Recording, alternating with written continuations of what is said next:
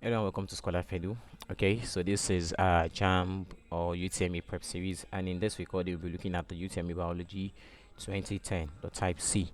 Okay, so before we begin, if you're new to this channel, please endeavor to subscribe and turn on the notification icon so you can keep receiving awesome content, and please like and share videos.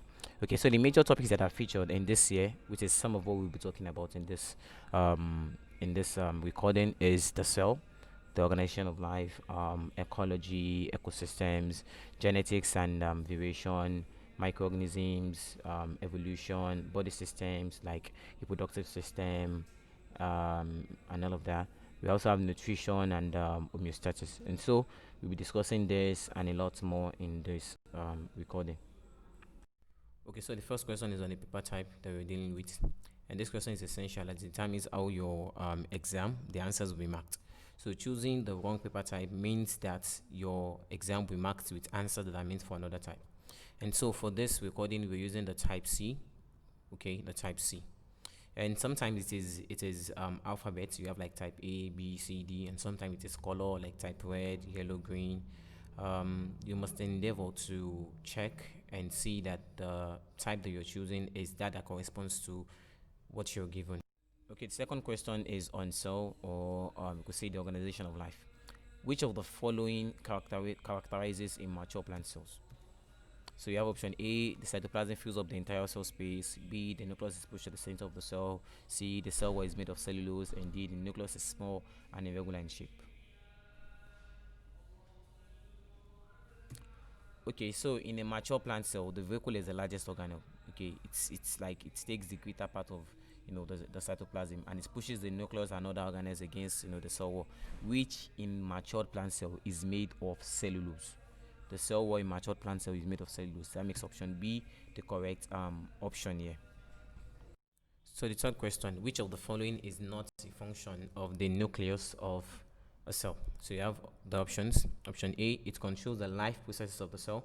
Option B: it translates genetic information for the manufacture of proteins. Option C: it stores and carries hereditary information. And option D: it is the reservoir of energy for the cell. Okay, so the correct answer here would be option D. Option A, it says it controls the life process of the cell, and that is correct because the nucleus to the cell is like the brain to the body. So it coordinates activities in the cell.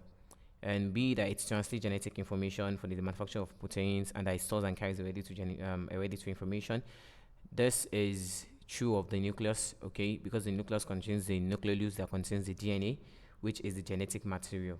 Okay, but the last option, that it is the reservoir of energy for the cell, is wrong.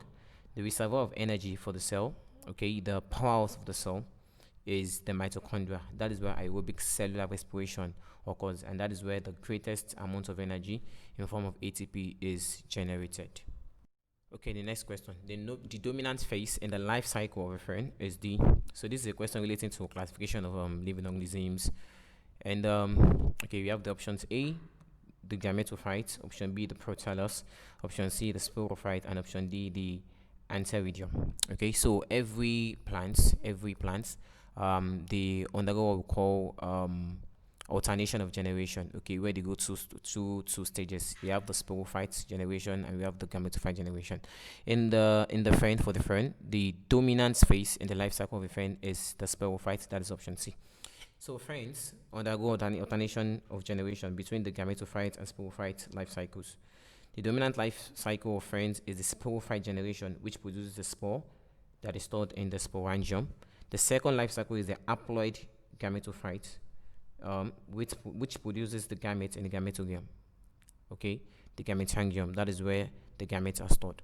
In most primitive plants like the mosses, the gametophyte generation is dominant, while in higher plants, the sporophyte generation is dominant. Next question: parental care is exhibited by. So this is a question relating to reproduction. So you have the option A, toads; option B, snails; option C, earthworms; and option D, birds. Okay, so the correct answer here is the birds. Okay, so mammals, birds, fishes, insects, and some reptiles, amphibians, they exhibit parental care. However, the mammals, they exhibit the longest and the most complex parental care. So in the absence of mammal here, the next is birds. Okay, the next question. So it says use the diagram above to answer this question. The question 6 and 7. With respect to their decreasing dependence on aquatic conditions for reproduction, which of this is the correct arrangement of the animals represented? So we have the animals here. Figure 1, that's a rabbit. Figure 2, a crocodile. Figure 3, a toad. And figure 4 is a fish. So we have the options A, B, C, and D. Okay, so fishes are the most dependent on water for reproduction. All right, basically they are aquatic animals. While rabbits, they are terrestrial animals, so they don't need so much. Okay, for they are not dependent on water for reproduction. They give birth to their young ones alive, and so that means the most dependent is IV, okay, and the least dependent is I. So you go from IV to I. Okay, so that will be option B. All right. Now the frog, just like the fish, also lays its egg in the water where they hatch into tadpoles. So they are also dependent on water. They are dependent on water or moisture or wetness for reproduction. Also, you have the crocodile. They mate in the water. However, they lay their eggs outside to hatch before the babies are then returned to the water. So, in order of decreasing dependence, you have IV and then III and then II and then I. The next question: which of the animals represent the oldest creatures in terms of evolutionary history? So, it's a question relating to classification and evolution. And so we have the options: woman figure I, woman figure I, and woman figure IV. Okay, so aquatic animals, they are the oldest in the evolutionary history, and so that makes the correct answer here fish. So next question: which of the following groups of cells is devoid of two nuclei? Two nuclei. Woman figure 1A, we have algae, we have the Monera. Woman figure B, woman figure C, we have fungi. Woman figure D, we have viruses. Okay, so the Monera, they are largely the bacteria, and bacteria, they are prokaryotes and devoid of a two nucleus. What they have instead is a nucleoid region, and so the correct answer here will be the Monera.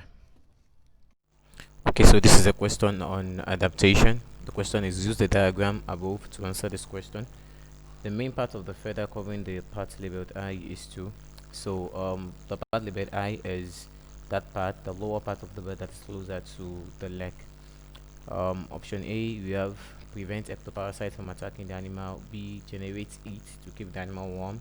C, provide some power for flight. And D, it serves as insulator to maintain the body heat. Okay, so in the birds, the feather play lots of function, which includes flight, protection, like mechanical protection. It also serves as an insulator as well. So depending on the type of feather and where it is located. Okay, now the down feathers that are usually at the lower parts of the body, close to the leg, they help in insulation, and this is of course what we're discussing here. They help in insulation or in preventing heat loss by trapping the body heat. So the birds, they are warm-blooded animals, so they need to their blood needs to there's a temperature, like a kind of high temperature that needs to be maintained. So one of such things that help them to stay insulated and to prevent heat loss is the feathers. So the down feathers at the lower part of the body that is close to the leg helps with insulation and in preventing its loss. It is characterized by the presence of loose branching, such it is short, and also the absence of a central wedges. So the correct option here will be option D. The next question is also one relating to adaptation. So it says based on the shape and the structure of the beak and the feet of the bird represented is likely to feed mainly on. You have option A, flesh; B, fruits; option C, seeds; and option D, nectar. So judging by if you look at the beak here, the beak is hooked, and the feet here has sharp claws. So hook-beaked and sharp claws are used by birds like eagle that are predator. They are predators for grasping prey. So those birds, they are largely carnivores. They are birds that feed on flesh. So that makes option A the correct option here. So long pointed beak is used in birds that suck nectars, and such birds, they play a role in the pollination of flowers. Okay, while short, strong, stunted beaks, they are used in birds that feed on seeds. Okay, and the purpose that peak serves is it helps with crushing the seed, okay, and to expose the food, like the food basically that is secreted in the seed. This is a question on transport system and support system in plants. Which of the following is true of the transverse section of a dicot system? We have option A, the epidermis is completely encircled by the cortex. Option B, the xylem is more interiorly located than the phloem. Option C, the cambium lies between the cortex and the vascular bundles. Option D, the vascular bundles are randomly scattered within the cortex.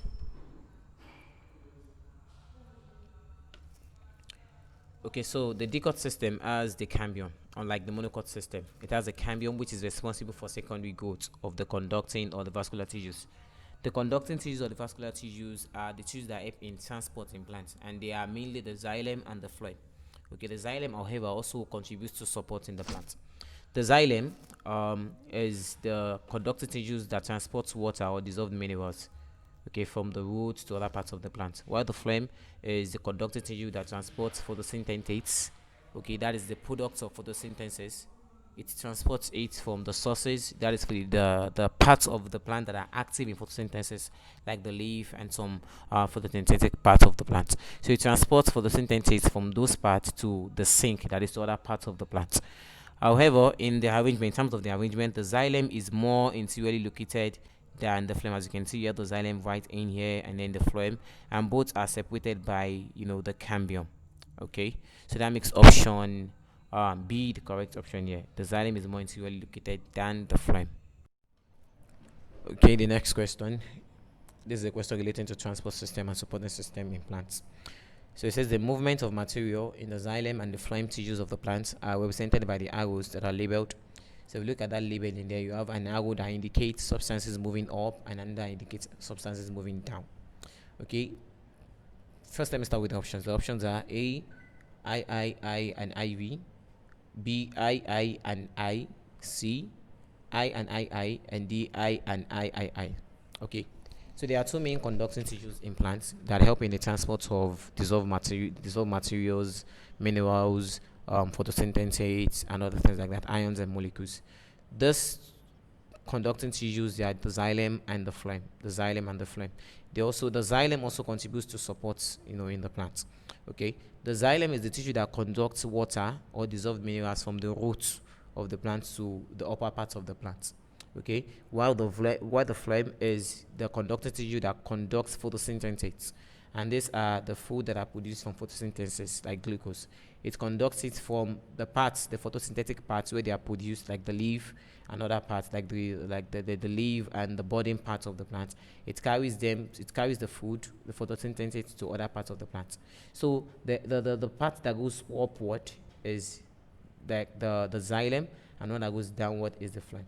Okay, so the xylem conducts water from the roots upward, while the phloem conducts photosynthesis and other materials from upward, like downward. And so the correct option here is the option A. Okay, the next question. During photosynthesis, the arrow labeled II represents. So you have the arrow labeled II. Okay, option A, the escape of mineral salts. Option B, the absorption of sun from the energy. Option C, the release of carbon dioxide. And option D, the release of oxygen as a byproduct. Okay, those are the options. And so during photosynthesis, oxygen is given off as a byproduct, and it goes out through the stomatal opening on the leaf. Now the option I there will represent the absorption of energy from the sun. That I represents the absorption of energy from the sun, while I will represent the release of oxygen as a byproduct. That is option D. I will represent the conduction of photosynthesis from the sources, like the leaf, to other parts of the plants, while IV there will represent the movement of water or dissolved minerals from the roots to the upper parts of the plant. So I there is, of course, as we discussed, the phloem, and IV there is the xylem. So which of the following is lacking in the diet of a person with kwashiorkor? This is a question relating to nutrition. We have option A, vitamins, proteins. Option A is vitamins. Option B, proteins. Option C, carbohydrates. And option D, minerals.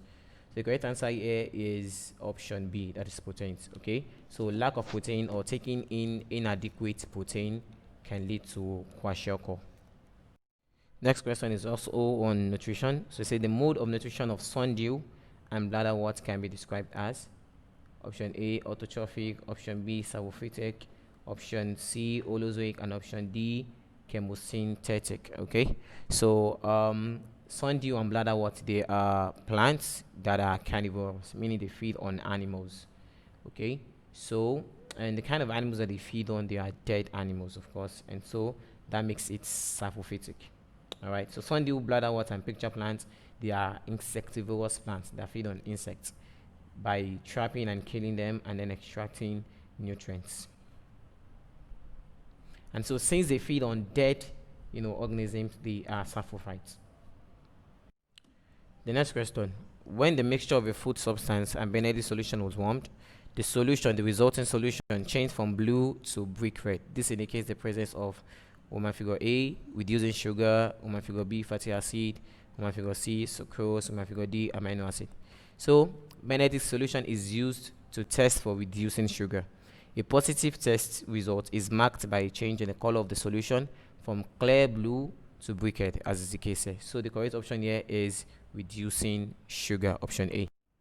So the next question is on circulatory system. The primary structure that is responsible for pumping blood for circulation to the mammalian circulatory system is the woman figure A, veins, woman figure B, right auricle, woman figure C, arteries, woman figure D, the left ventricle.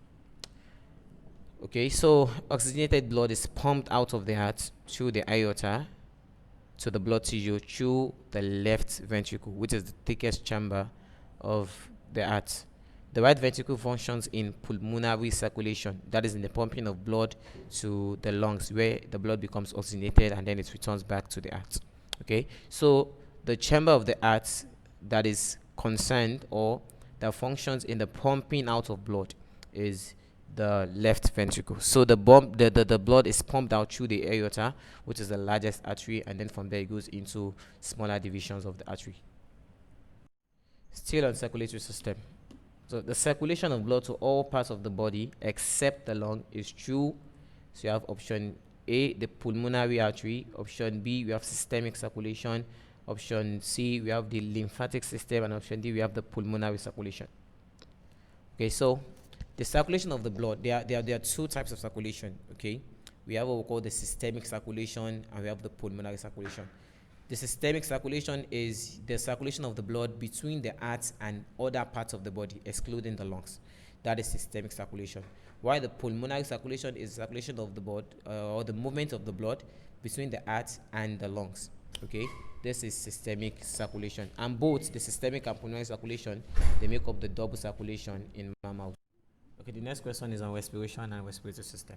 Yeast respires anaerobically to convert simple sugar to carbon dioxide and figure A. So the next question is on supporting system. It's related to also the skeletal system, respiration and respiratory system. The sheet of muscle that separates the thoracic and abdominal cavities is the, you have option A, diaphragm, option B, intercostal muscle, option C, the pleural membrane, and option D, the pericardium. Okay, the correct answer here is option A, which is the diaphragm. Okay, the diaphragm is a muscular sheet that separates the thoracic, the upper thoracic cavity from the abdominal cavity. So it flattens on contraction during inhalation, that is when you breathe in. So the diaphragm, it flattens, increasing the volume of the thoracic vertebra, allowing it to take in gas and pushing other organs in the abdominal cavity downward. So that causes the stomach to extrude. So when you breathe in, the diaphragm is going to form a kind of like a dome shape. It will spread, and when it does that, it pushes down the organs. It pushes them like down into the lower, like the abdominal cavity. So that causes your stomach to to spread. It also increases the volume of the thoracic cavity, allowing for for intake of gas. So the next question is related to body organs and homeostasis. The oily substance that lubricates the mammalian air to keep it flexible and water repellent is secreted by the woman figure A, sweat gland, woman figure B, sebaceous gland, woman figure C, fatty cells, woman figure D, the granular layer. So the correct option here is, of course, B. Letter B. So the sebaceous gland, it secretes oils that help to make the skin flexible and hydrophobic or water repellent. Over secretion of the sebaceous gland can cause slippery hands and body odor. Next question relates to body organ and homeostasis, the kidney especially. The outer layer of the kidney, where the Bowman capsules are found, is the figure A, cortex, B, pelvis, C, medulla, and D, pyramid. So the correct option here is the option A. The Bowman's capsules, they are found in the cortex of the kidney. Next question relates on irritability or sensitivity. So the question is, which of the following stimuli is likely to elicit a Nastic response in an organism? Option A, touch, B, light intensity, C, chemical substances, and D is gravity. Okay, so we know we have like 3 different types of response. We have the Nastic response, where the organism actually moves like its whole body. Okay, and this is usually in animals. You have them in plants as well. You also have tactic response, that is specifically in plants, where they move parts of their body in response to stimuli. And then we have tasis, and that is in animals. So here the question is, which of the following stimuli is likely to elicit a Nastic response? And the correct option is option A. Touch is more likely to elicit Nastic response. So Nastic movements, they are non-directional movements, and this is what makes them different from tasis and tactic. Okay, so they are non-directional movements. Examples include the closing of the insectivorous plants, okay, when it traps an insect. So insectivorous plants like your bladderwort, your venous flytrap, so they close up on some insects. Okay, they trap them, and that kind of closing, okay, it's a non-directional movement in the sense that it's not in a specific, like, it's not directed by the stimuli itself. Okay, so it's non-directional. And then you have the closing of the mimosa plants when it is touched. So stimuli that can also bring about Nastic response or Nastic response or movement, they are also light and contact, of course, like touch.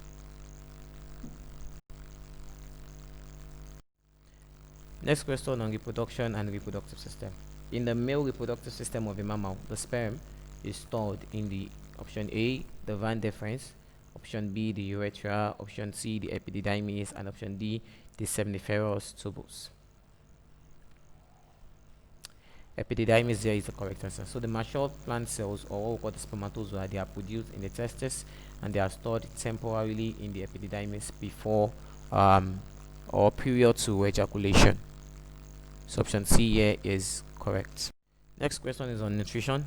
So chemosynthetic organisms are capable of manufacturing their food from simple inorganic substances through the process of figure A, oxidation, B, denitrification, C, reduction, and D, phosphorylation.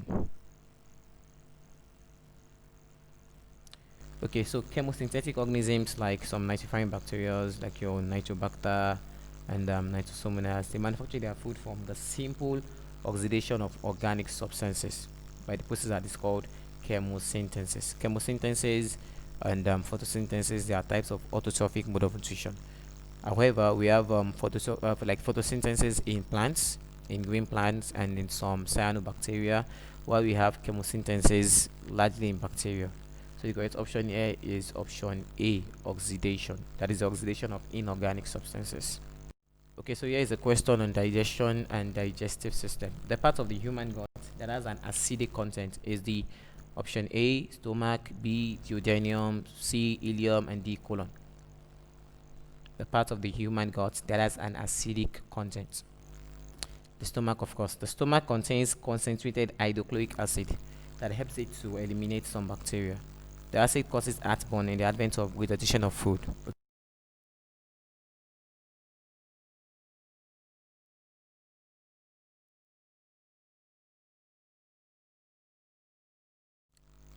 Next is a question on cell and organization of life, and in a way you can also relate it to smoke regulation. It says which of the above structures is correctly matched with the organisms in which it is found. So you have I, stomata in Spirogyra, alveoli in earthworm, the malfigure tubules in mammals, and the contractile vacuole in protozoa. So A B C and D IV. So of course the correct answer here is the IV. The IV. That is option D.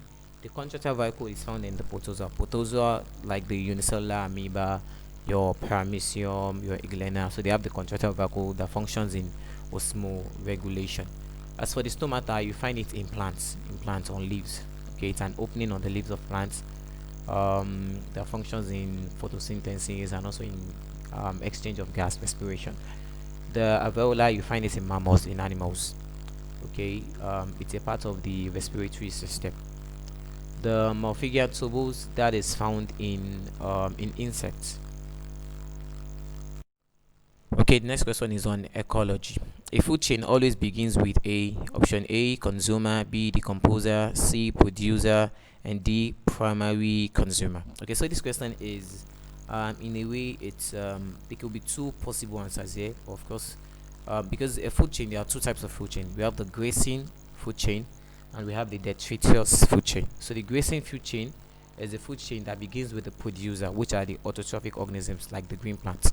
Okay, so in an ecological system, in an ecosystem, or let's say in a food chain specifically, so it starts with, for a grazing food chain, it starts with the producer, then the primary consumer, and then the secondary consumer, and then the tertiary consumer, and lastly the decomposer.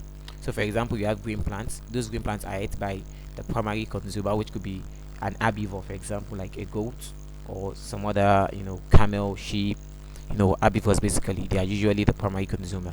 Then you have the secondary consumer, which could be, an higher animal, which is usually a carnivore. Okay, maybe something like a tiger or something. And then you have like the tertiary consumer. Okay, that's like even an higher animal, like another. They are usually carnivores. The tertiary consumer, they are large carnivores. Like humans as well.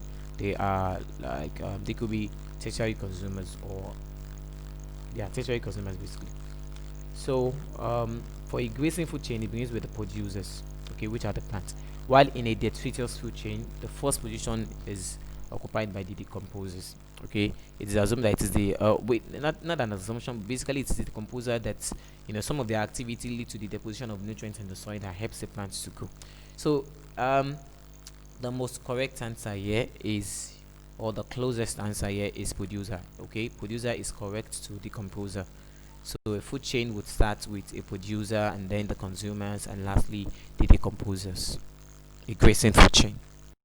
Okay, so this is a question on microorganisms. So the mycorrhiza is a promotes plant growth by option A, absorbing inorganic ions from the soil, B, protecting it from infection, C, helping it to utilize atmospheric nitrogen, and D, serving as a growth osmoregulator. Serving as a growth regulator. Okay, so some fungi, they form symbiotic relationship with the roots of some plants. That relationship is called it like a mycorrhizal relationship. The word mycorrhiza itself means a fungus root.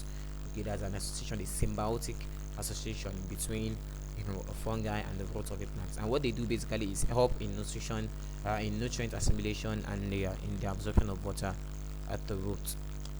So the correct answer here will be option A, that is the absorption of inorganic ions from the soil.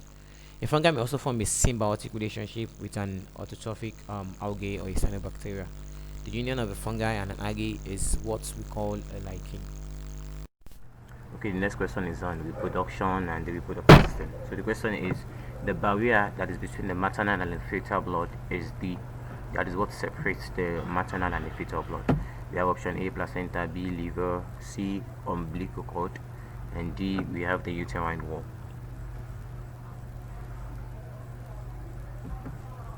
Okay, so the placenta is a weak barrier between the maternal and the fetal blood. So molecules between the mother and the fetus, they pass through the placenta.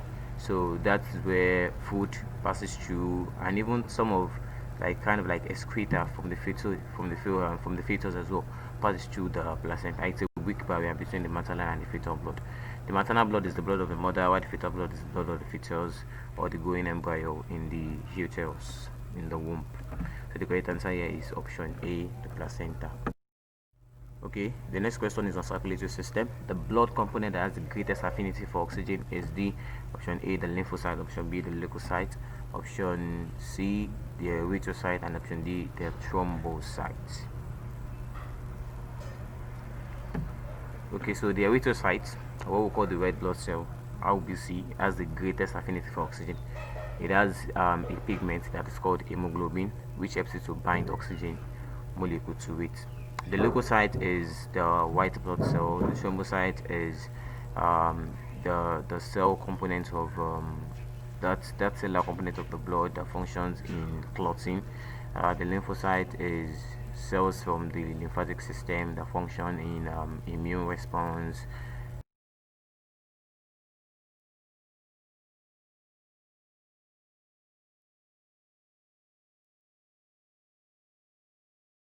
Okay, this question is on skeleton and the support system.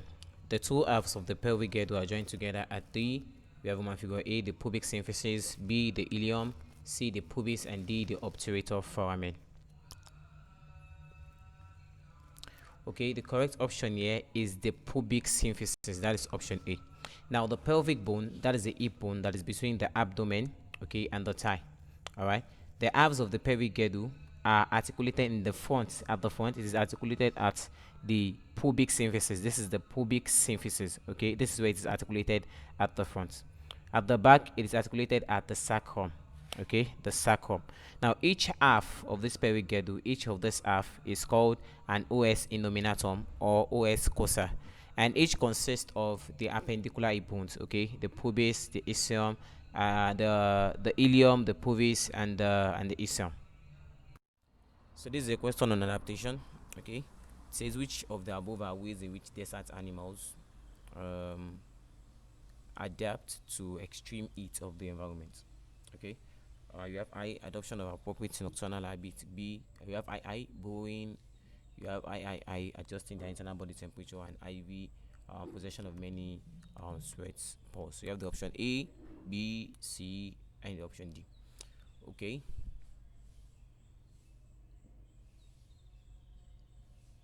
All right. So desert animals, they have some adaptive features that help them to survive in the desert. It helps them to conserve water. It helps them to, kind of deal with the intense heat. Okay. So, for example, they have feet or claws for burrowing into the soil to avoid intense heat. So, for example, the desert lizard, in the advent of, when the heat gets too much, it can easily burrow into the soil, that is, create some sort of hole in the soil and then hide there to avoid the intense heat. Also, hibernation or diurnal inactivity. So most of them, okay, during the day they are inactive. They don't go hunting, and they don't do a lot of all these activities that will take lots of energy. They don't do that during the day, and so they are more active at night. Okay, where the sun must have subsided and the heat has reduced to a degree. Also, some of them have thick coats or furs, okay, like coverings on their body, thick coats or furs to protect them from the heat. Again, desert animals, most of them, okay, virtually all of them, they are cold-blooded animals. They are cold-blooded animals, and so they cannot regulate their body temperature. Okay, just like the birds and some other warm-blooded animals, they cannot regulate their temperature, and so they require an external heat source. And so that's why some of them, they will go out in the heat, to just like heat their body, and then they return back to their habitats. And so the correct option here you see is I, the adoption of appropriate nocturnal habits, okay, like hunting in the night and all of that. And Roman figure 2, that is burrowing. So the correct option will be option C, that's I and I. Then as for adjusting the internal body temperature, then this is not the case with desert animals. This is not the case with desert animals. And then the possession of many sweat pores, that would lead to dehydration. Okay, so they will lose lots of water, and desert is a place that is characterized by a very low amount of rainfall or water, and so this does not apply to the desert animals. Question is on ecology. So it says low annual rainfall, sparse vegetation, high diurnal temperature, that is high temperature in the day, and cold nights are characteristic features of the we have woman figure A, tropical rainforest; woman figure B, the desert; woman figure C, option C, the mountain forest; and option D, the Guinea savanna. Okay, so you see, um Low annual rainfall, sparse vegetation, that is, having little vegetation, okay, and they are, kind of the vegetation that are like spread and they are little in number, okay, and having high temperature in the day and cold nights, they are characteristic features of what? Of the desert. They are characteristic features of the desert. You get this in desert. Low annual rainfall, not in the tropical rainforest, not in the mountain rainforest, okay, and not in the Guinean savanna. So the correct option here is option B, the desert. Next question on ecology as well. The activity of an organism which affects the survival of another organism in the same habitat constitutes what? Figure A, an edaphic factor, B, an abiotic factor, C, a biotic factor, and D, a physiographic factor.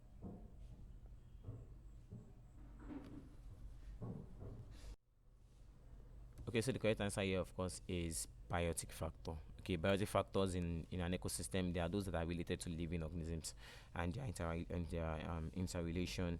So things like feeding relationship, predator actions, diseases, competition, food, pests. All of these are things that are related to, living organisms, basically, that are like life-related things. So it's a biotic factor. That is option C. Abiotic factors, they are those factors that are related to non-living things. Factors like light intensity, factors like the relative humidity of the habitat, factors like rainfall, temperature, the pH, the type of the soil, topography, the pressure, the amount, like the space available, and all of that. Those are abiotic factors, meaning that they are not determined by like biological things. They don't have like a molecular basis. Okay.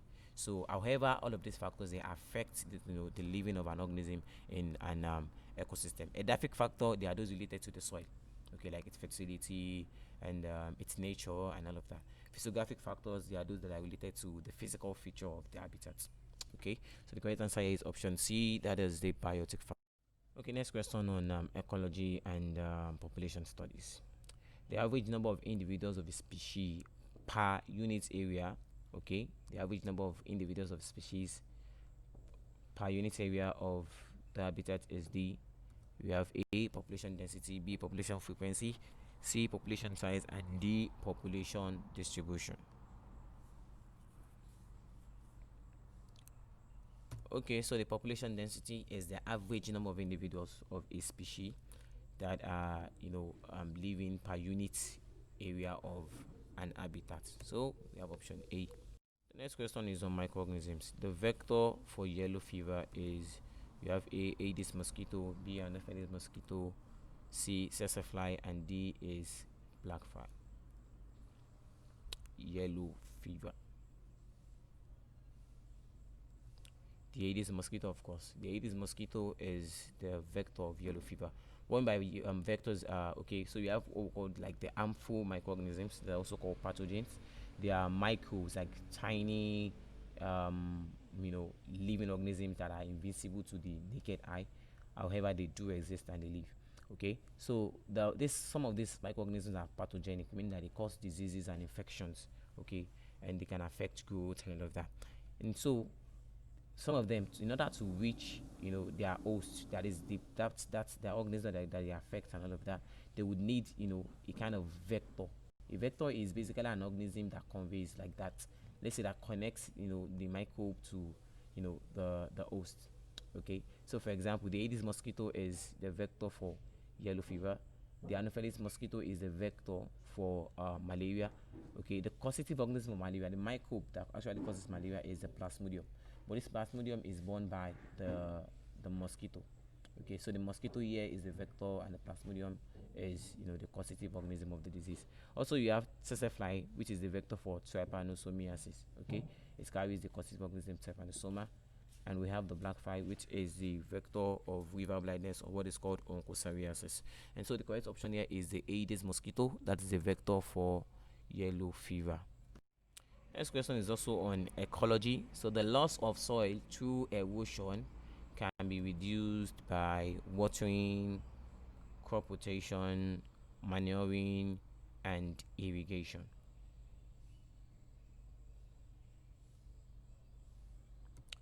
Okay, so crop rotation is a means to reducing soil erosion. Other means or methods include mulching, mixed cropping, like planting more than one crop on a piece of land, agroforestry, terracing, contour plowing, planting cover crops, etc. Okay, so the correct option here is option B, crop rotation. Okay, next question on microorganisms. The protozoan Plasmodium falciparum is transmitted by, and I think I mentioned this in the past video, like in one of those questions when we are talking about yeah, the yellow fever. Okay, so the Plasmodium falciparum is transmitted by female Anopheles mosquito, female Aedes mosquito, the female Culex mosquitoes, and lastly the female black fly. The female Anopheles mosquito, of course, that is the causative organism of that is the vector of the causative organism of malaria, which is the Plasmodium falciparum. Okay. Okay, next on genetics and hereditary. A dilute solution of phenylcarbamide tastes bitter to some people and is tasteless to others. This is an example of what? A, taste bud variation, B, discontinuous variation, C, morphological variation, and D, continuous variation. Taste bitter to some people and tasteless to some people. Okay, that is discontinuous variation. Why? Because they can only be two experience, with the PTC. That's the phenylcarbamide. It's that it is tasteless, okay, or it tastes bitter, and so that means that you can now divide people into two distinct groups. Yeah, those to who the PTC is tasteless, and those to who it is bitter. So that's like two distinct groups. So it's a it's a discontinuous variation, meaning there's no in between like that. Another example of a discontinuous variation will be blood group as well. So people can only be grouped into four different blood group: A, B, AB, or O. So there's no in between. Okay, so that is discontinuous variation. Next question is also on ecology, and we're having quite a number of questions on ecology. Okay, so it's an important topic that I think you would really want to study. Okay, next question is, it says in which plantation are all the trees between the height of 2 and 4, between the height of 2 to 4? Option A, B, C, and D. So you have I, and IV. Okay, so if you look at that diagram, the height of the trees in I, they are between 1 and 2. Okay, as you can see there, the horizontal axis is for the height. Okay, the vertical axis is for the percentage of the tree population. Okay, so on the horizontal axis, that's what we're dealing with. Okay, this side here, this horizontal axis, this is what we're dealing with. So the height of the trees in I, it is between what, 1 to 2. For those in I mean I, then it is between 0 to 4. Okay, between 0 to 4. And for I, it is between 2 to 4. And for IV, it is between 2, yeah. Okay, I mean like greater than 2, and between 2 and 4. Okay, so the correct answer here, the correct option here is that is I, that is option A. So the trees in I, they are between 0, they're between they're between 2 to 4. Okay, next question, still using the same diagram that I had before. Which of the following is true? Is a true feature of the plantation I, okay, having insight between 0 to 4. So we have A, it has the highest number of trees of about 2 meter high. B, it has highest number of trees. Okay. Next, it has the highest number of tall trees. That's for I. Then the next is the height of its trees range between 2 meter and 6 meter. Okay, so this axis is the height, and this is the population. And if you look very well at that diagram, you can see that I has the highest population.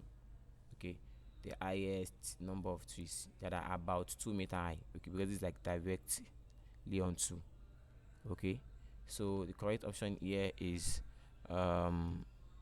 option A. So it has the highest number of trees about 2 meter high. Next question is on homeostasis. endocrine or the hormonal system. Tyrosine and adrenaline, the example of hormones which control tongue rolling, behavioral patterns, color variation. Okay, the correct answer here, of course, is C. They control behavioral patterns. So tyrosine and adrenaline, they control behavioral patterns. Adrenaline triggers action in the advent of an emergency. And that's why it's also called an emergency hormone. Tyrosine plays a role in controlling mood, digestion, brain functioning, and bone maintenance. So all of these are, behavior-related patterns. Next question is on genetics and hereditary. So a pair of genes that controls a trait is referred to as A, an allele, B, recessive, C, dominant, and D, a hybrid. Okay, so basically an allele is a pair of genes. It could be homozygous or it could be heterozygous. So when the genes are both of the same nature, like when they are both recessive or dominant, they are said to be like homozygous, like you have here the dominant gene G or the recessive gene. Okay, you can see the difference between the dominant and recessive is in their case, like the case of the letters. So dominant genes are usually represented by cap, like uppercase, and the recessive by lowercase. So where both genes, forming the pair, forming the allele, is of different nature, like one is dominant and the other is recessive, then that is said to be heterozygous. And even in writing, the dominant gene comes to write the dominant gene first with the capital letter or the uppercase, and then the recessive gene. So the correct option here is option A. An allele is a pair of genes that controls a trait or character. Okay, next question is on genetics and hereditary. The chromosome number of a cell before and after the process of meiosis is conventionally represented as, so you have A 2n to 2n, B n to n, C n to 2n, and D 2n to n. Just to mention, the n there is like an haploid, okay, and the 2n is a diploid. Okay, so there are two types of cellular divisions, meiosis and mitosis. Okay, so in mitosis, basically haploid cells are produced, that is n is produced for mitosis, while in meiosis diploid cells are produced, like 2n. So meiosis is a reproductive process, okay, and it's a multiplicative process in the sense that, for example, a parent cell that is diploid, okay, like that has like 2n, is going to split into two daughter cells that are also diploid. Okay, so they also have like 2n. That makes option A the correct option here. Okay, while in the case of mitosis, an haploid cell, like gamete cells, they will split into another haploid cell. Okay, so mitosis is basically in meiosis is in growth. Mitosis is related to reproduction, like the production of gametes. Okay, the next question is on genetics and hereditary. So if both parents are heterozygous for a trait, the probability that an offspring would be recessive for that trait is, you have option A 3/4, that's 75%, B 1/2, 50%, C 1/4, that's 25%, and D 1, that's 100%. Okay, so for this we are going to need a test cause diagram. Okay, so this is like an heterozygous pair of gene. So you have one that is dominant, another that is recessive, one that is dominant, another that is recessive. Now if you do the test cause, if you look at the results from here, you have, for example, two homozygous, you have two heterozygous, and you have one homozygous recessive. So this is two homozygous like dominant, this is two heterozygous dominant, and this is one homozygous recessive. Okay, one homozygous recessive. So the correct answer is only one will be recessive for that trait. If the parents are heterozygous, that is, they have one dominant and one recessive gene, like that, one dominant and one recessive, then only one of the offspring, has a tendency to be recessive for that trait. Okay, so the ratio, the genotypic ratio here is 1 to 2 to 1 for dominant, for homozygous dominant, for heterozygous dominant, and for homozygous recessive. Okay, next question is on reproduction and growth. At what stage in the life history of a mammal is the sex of an individual set? At what stage is it determined? A, at adolescence, okay, B, at puberty, C, at birth, and D, at conception. Okay, so the correct option here is option D. The sex of an individual is determined at conception by the chromosomes. So you have two chromosomes, okay, two sex chromosomes that determine the sex of an individual, we have the X chromosome for female and the Y chromosome for the male. So each of this is donated by the parent, the male, the father, and the mother. Okay, so where the gene is XX, that means that child or that offspring is going to be a female, and where it is XY, it means it would be male. Okay, next question is on the behavioral adaptation of insects.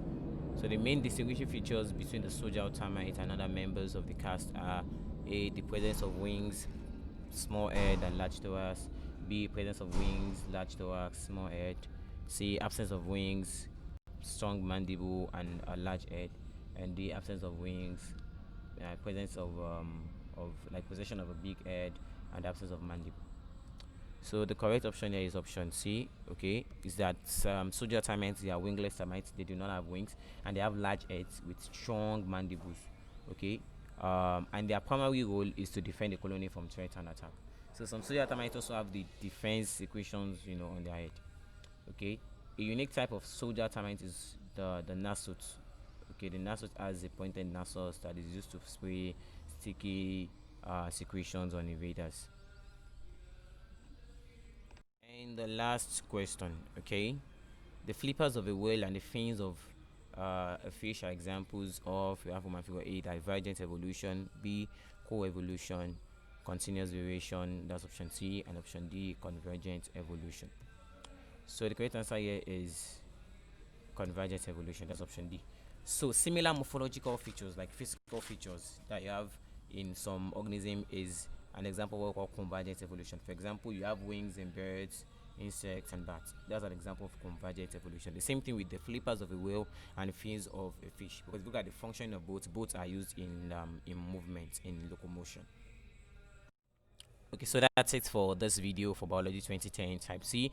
Thank you very much for watching. If you're new to this channel, be sure to subscribe. Please be sure to subscribe and like our videos and share them with your friends. You never can tell who else will need awesome contents like this. So finally, again, I would like to mention that we have crash courses for examination candidates, like those that are writing exams just like this Jamb or UTME. So you could take our crash courses. They are really tailored for you. Okay, so you can take them. You can also take them for revisions, or you just want to get like an overview or get a hold of a topic, basically. So we have crash courses: physics, chemistry, and biology. And so that's it. So if you have contributions to this video, maybe some sort of correction, maybe there was some sort of oversight somewhere, and out of that, you can always share that in the comments. And if you have questions or some clarification, you can always ask in the comments, and we will be sure to reply as soon as possible. Finally, head on to exams.scholarph.com to practice free UTME. Okay, so you can practice for the UTME exam. You can also take modular quizzes, like after studying the topic or watching some of our videos, like our crash courses. You can head on to exams.scholarph.com to take modular quizzes on those topics, just to see how you're doing. Okay, I say so that's it. Please don't forget to subscribe to our channel and like and share our videos. Thank you very much.